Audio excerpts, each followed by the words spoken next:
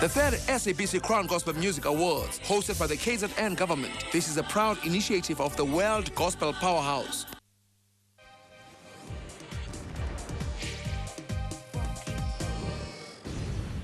Welcome back, Mzansi and everyone watching abroad. We are back with another revision session, which is hosted by Dr. Peter Glover. Now, in this session, guys, we're going to take a look at some more electrochemical reactions and the chemical industry. Let's see what's in store for us. Okay, the next question that's being asked is to write down the equation of the reaction that occurs at the anode. Now, remember that at the anode, we know this, there is always oxidation taking place at the anode. In other words, there is a loss of electrons. In other words, at the anode, electrons are being liberated by something, or they're moving away from the anode. So in this particular case, what you do is you use your table of standard reduction potentials. Let's just look at this on the overhead here. We've got you can see here, this is for the hydrogen. The hydrogen standard, the potential is 0, and then the other cell is going to be the zinc. Now, the rule of thumb here is that if something, the more negative of the two half reactions, where is it? Here it is. Let me just mark it in there. The more negative of the two is going to proceed, or the equilibrium will lie towards the left. In other words, it's going to proceed from right to left. In other words, in this half cell, we will find zinc going into solution as Zn2 plus aqueous ions and giving up 2 electrons. There's the oxidation, of course, and that makes it the anode. And so therefore, look at the Wacom again, your answer here is, and you must write all of this down, Zn, which is a solid, will go to, you don't have to write this as an equilibrium now, because it's going to move in this direction more than in the reverse direction.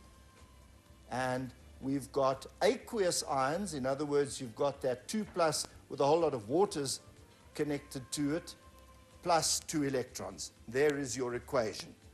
Okay, let's go on. Another electrochemical cell is set up under standard conditions by replacing the hydrogen cell with a magnesium half cell. Now, I'm just going to write this down for you just as a reference point. Mg2 plus, and that will be aqueous ions, plus 2 electrons, and this is straight off my table, and magnesium solid. And my cell potential there is minus 2,36 volts. Okay, let's just talk about this now. If I've got a magnesium cell, as you look at it in the diagram, in fact, the magnesium cell would be that side, the zinc cell would be this side. Now, the magnesium's potential is minus 2.36, and the zinc's potential is minus 0.76. That means that the zinc, being more negative, is more likely to be oxidized. In other words, it's going to lose its electrons, and relative to it, the zinc is more positive, therefore it will be reduced and it will take electrons. Now, what that means is that the zinc electrode is going to reduce in mass because, let me say that again. The magnesium electrode is going to reduce in mass. Why? Because its magnesium ions, atoms at least, are going into solution. Oh, you get confused.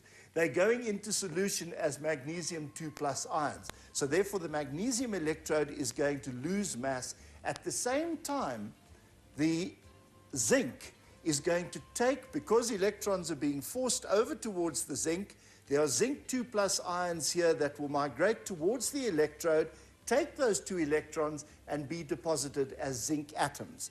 So let's just have a look at the questions we're being asked here. Which electrode will undergo a decrease in mass? Mg, the magnesium. Give a reason for your answer. Because it is going into solution as Mg2 plus. Maybe that's not perfect English. Because, not it, but Mg Mg atoms are going into solution as Mg2 plus ions as the Mg is oxidized. Okay, in other words, giving up its electrons. Next one, calculate the initial EMF of this electrochemical cell. Just another quick explanation. Why do they say the initial?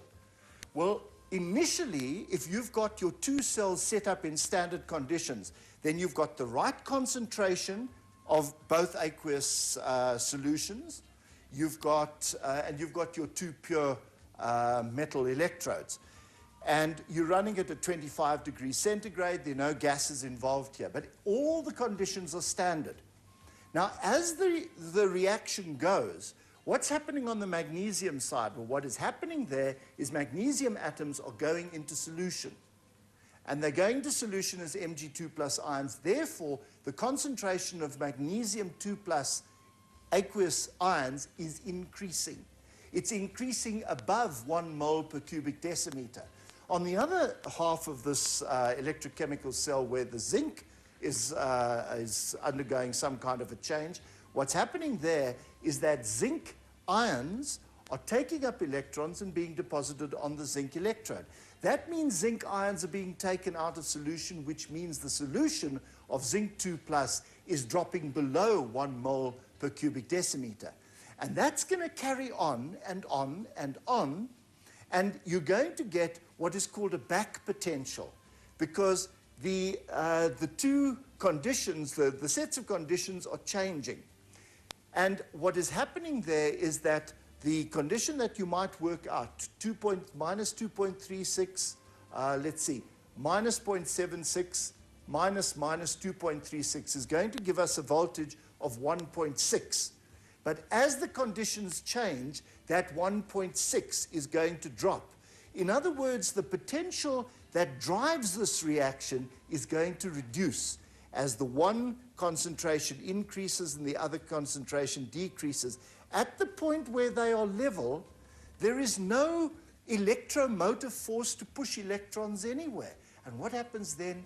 The reaction stops because the potential difference across that cell is now zero.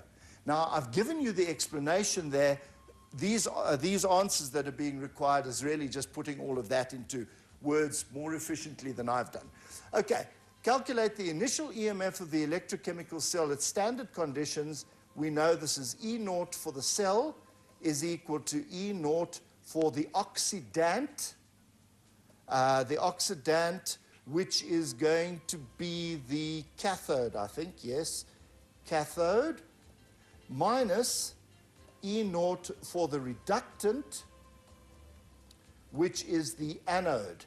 Now, we know that the second one, the anode, is the magnesium. So the values here are minus 0.76 minus, there's the minus 2.36. That's equal to minus 0.76. Minus times a minus is a plus. Doing this the long way around just to make sure we don't make any mistakes. And that's going to be 2.36 minus 0.76, which is plus 1.60 volts. Now, what the 1 means, the positive at least, positive 1.6, means that this reaction is spontaneous. You simply connect it up, and the reaction will run.